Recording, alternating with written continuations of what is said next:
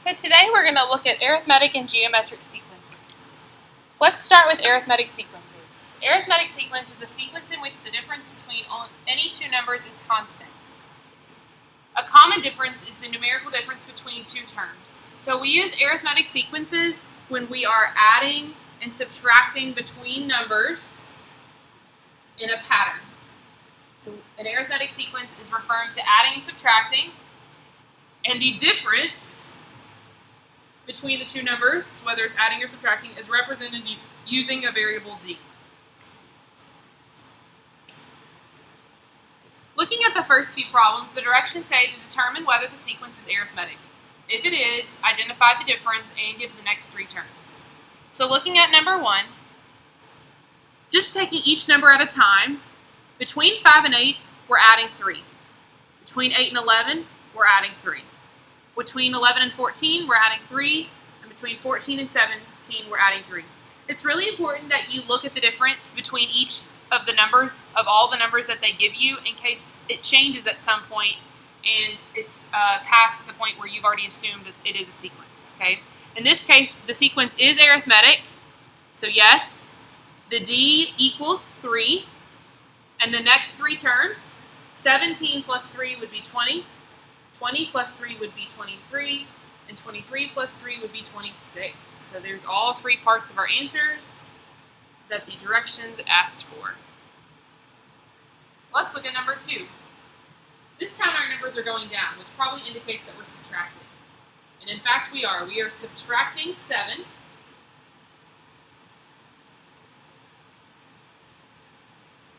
Okay, again, it was constant, so yes, it is. The d equals -7.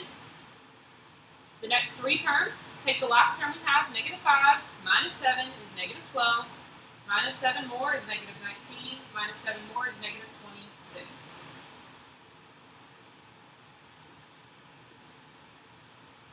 Let's look at number 3. The difference between 1 and 2 is that we are adding 1. Between 2 and 3, we are adding 1. Between 3 and 5, we are adding 2. And between 5 and 8, we are adding 3. As you can see, the difference is not constant, so it is not an arithmetic sequence. Let's look at number 4.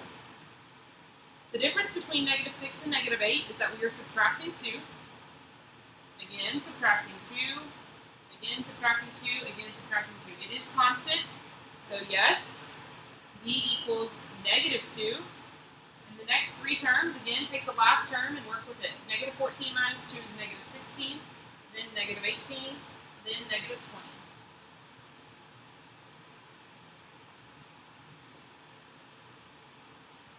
Now let's look at number 5. What's going on between -20 and -10 is that we're adding 10. Then we add 5. Then we add 5. Then we add 5. As you can see, it is not constant, as it started with adding 10 and then it changed to adding 5. So it is not an arithmetic sequence. Let's look at number 6. From -35 to -23, we are adding 12. Between -23 and -11, we are still adding 12, still adding 12, and still adding 12.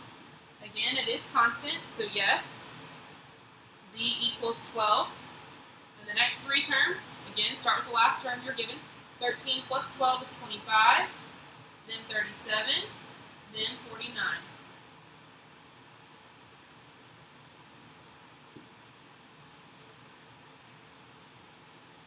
Now let's look at the arithmetic sequence formula.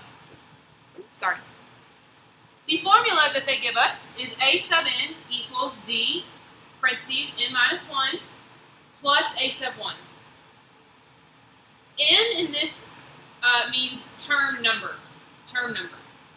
D is the common difference, as we just looked at in the last few problems, and a sub 1 is the first term in the sequence they give you.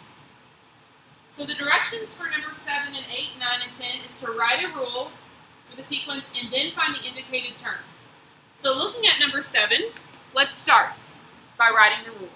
So start with the formula they give you. A sub n equals d. D is the first thing in your formula, okay? To find D, we've got to look at what's going on in the sequence. The difference between -5 and -1 is that we're adding 4. Again, make sure it's constant. Adding 4, adding 4. So my D here is clearly 4. The next thing in my formula is parentheses n minus 1. And the last thing is plus the first term. The first term here is -5. So instead of adding a -5, let's just get rid of the plus sign. Okay, and subtract 5 at the end.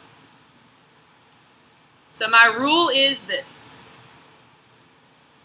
Okay. I can also simplify this by distributing the 4. So it gives me a sub n equals 4n minus 4 minus 5. And I can simplify it once more. A sub n equals 4n minus 9. So this would technically be my rule in the most simplified form. Now we are going to find the 24th term as indicated in the problem. Remember, n is term number, so now we just have to plug in 24 where we see n.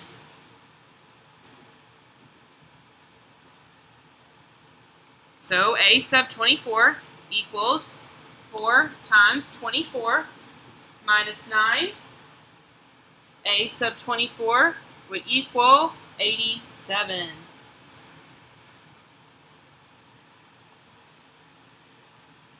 Now let's look at number 8.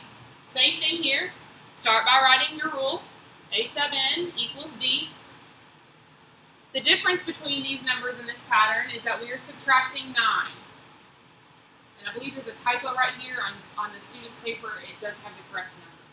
But either way, we are subtracting 9. So the D is -9, parentheses n minus 1, plus the first term. The first term is 20. So that is my rule, but I can simplify it to a sub n equals -9n plus 9 plus 20. So it would be simplified to -9n plus 29. This time I'm to find the 15th term. So I'm going to plug in 15 where I see n. -9 times 15 plus 29 would give me -106.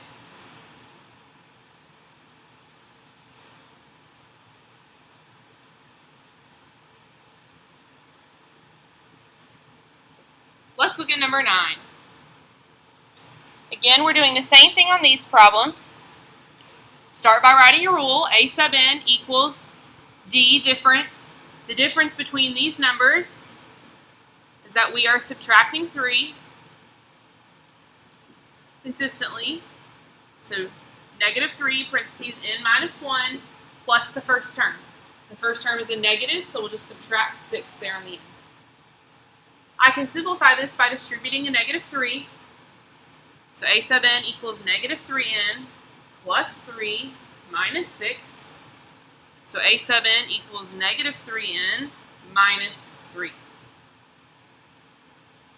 That is my rule. This time I am to find the 38th term. So I'm going to plug in 38 where I see n.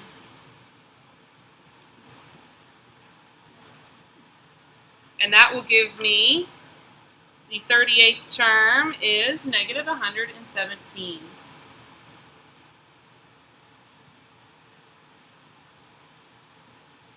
Looking at number 10, again, same thing, a sub n equals the D. The D between these two numbers is that we are adding 1.5, adding 1.5, adding 1.5. So D is 1.5, parentheses, n minus 1, plus the first term, so plus 8. Again, you can simplify this by distributing. A sub n equals 1.5n minus 1.5 plus 8. Combine your like terms. -1.5 plus 8 gives me plus 6.5.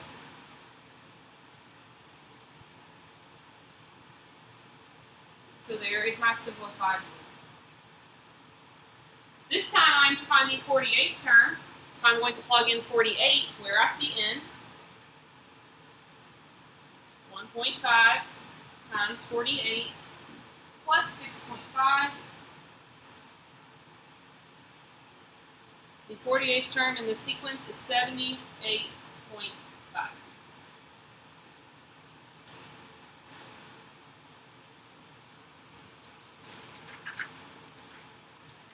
Moving on to geometric sequences. A geometric sequence is a sequence of numbers in which the ratio remains constant. And the ratio can be found by dividing each term by its previous term. So as you notice with arithmetic, we used it for adding and subtracting. Geometric we will use for when we are multiplying, okay? So on arithmetic, we have the symbol D to represent whatever was being added or subtracted. In geometric sequences, we will use the letter R to represent what we are multiplying by. So if you feel the need to divide something, so for example, let's just say the pattern was 6, 3, okay? And just given these two numbers, we are dividing by 2, okay? So instead of thinking about something being divided by 2, change it so that we are multiplying by 1 over whatever that number is. So you're multiplying. You always want to multiply in geometric sequences, never divide. So let's look at the first few. We are to determine whether the following represent geometric sequences. If yes, identify the common ratio. So looking at number 1, from 2 to 10, remember we're multiplying, we can multiply by 5. From 10 to 50, we can multiply still by 5. And from 50 to 250, we're still multiplying by 5. So yes, it's a geometric sequence. The R equals 5. And again, R means ratio, what you're multiplying by. Another way you can do it is take the second number and divide by the first number. So 10 divided by 2 is 5. 50 divided by 10 is 5. So that method is helpful for sequences like number 2, where the numbers decline. So instead of thinking about dividing, again, take this second number, 45, divided by 135, and you will get 1/3. So this is being multiplied by 1/3. Same thing here. 15 divided by 45 is 1/3. So you are multiplying by 1/3, and that is consistent. So yes, R equals 1/3.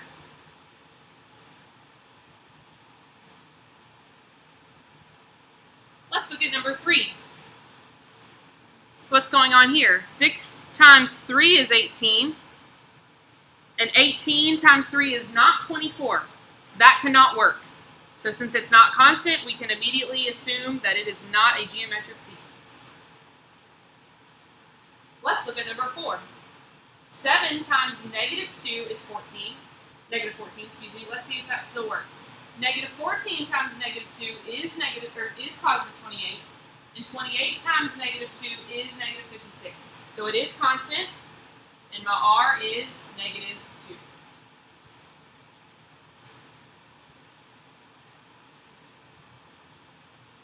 Let's look at number 5. Number 5 is similar to number 2 in the sense that the numbers are declining, so it might be more helpful to take the second number and divide it by the first. And negative 40 divided by 80 is -1/2, which means we are multiplying by -1/2. And let's see if that works again. 20 divided by -40 is -1/2. And -10 divided by 20 is -1/2. So it is constant. It is a geometric sequence. R equals -1/2. And number 6. -9 times 4 is -36. -36 times 4 is -144. And times 4 again works on the last one. So yes, R equals 4.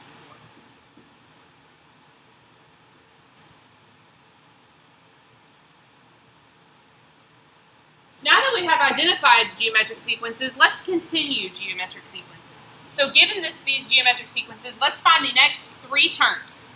So before we find the next 3 terms, you have to find out what the pattern is. So on number 7, we are multiplying by -3.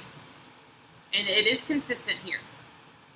So 63 times -3 would be -189. Times -3 again would be 567. Times -3 again would be -1,701. Number 8, again, if you notice here, the numbers are declining. So again, it might be easier to take the second number and divide by the first. And when you do that, you will see that we are multiplying by 1/4. And again, we are multiplying 1/4 by 1/4. And 192 times 1/4 is 48. And 48 times 1/4 is 12. And 12 times 1/4 is 3. Number 9 is very similar again. The numbers are declining, so again, I would suggest taking the second number and dividing it by the first. 4 divided by 8 is 1/2, so I'm multiplying by 1/2. It's true for this as well. 2 times 1/2 is 1. 1 times 1/2 is 1/2. And 1/2 times 1/2 is 1/4. Armand Johnson. Armand Johnson. Meet your father in front of the C building. Armand Johnson, your right is here in front of the C building. Sorry for the interruption. Let's look at number 10. Again, let's do the same thing. -5 times 5 is -25. -25 times 5 is -125. If we keep this pattern going, the next number will be -625. Times 5 would be -3,125. And times 5 would be -15,625. So now, just like we did with the arithmetic sequence, let's look at the geometric sequence formula. Okay, this is the formula right here. So if you notice, a lot of the variables are very alike. N is still term number. A sub 1 is the first term. R represents ratio, so it's what you're being multiplied by. And if you notice, this n minus 1 up top is in the exponent position. So if we try to write our formula here, again, let's start with what we have. A sub n equals, the first thing we have in this formula is a sub 1. A sub 1 still means the first term. So 3 times the ratio. We got to find out what the ratio is. So 3 times 3 is 9. Let's make sure that's constant. 9 times 3 is 27. So we can confirm that the ratio is 3. And raising it to the n minus 1 power. Remember, the n's you want to keep in your rules. So this is the rule right here.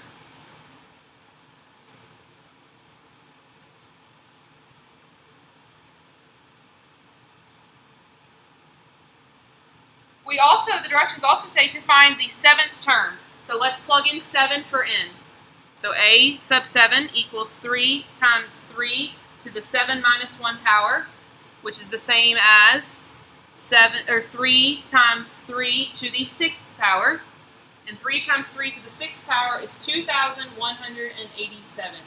So the 7th term in this sequence is 2,187. Let's look at number 12. Again, let's start by writing our formula. A sub n equals the first term, which is -4, times the ratio. Let's find out what the ratio is. -4 times -5 is 20. And 20 times -5 is 100, -100. So the ratio is -5. And I'm suggesting that when you have a negative number for these formulas, to put them in parentheses. It'll save you some hassle later.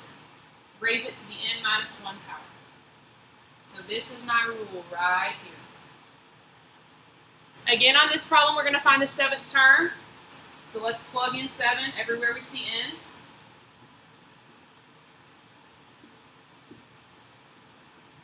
We can simplify that to -4 times -5 to the 6th power. This is why it's helpful to keep your negative numbers in parentheses so that way they're raised to the correct power appropriately. And when you simplify this, you will get 62,500.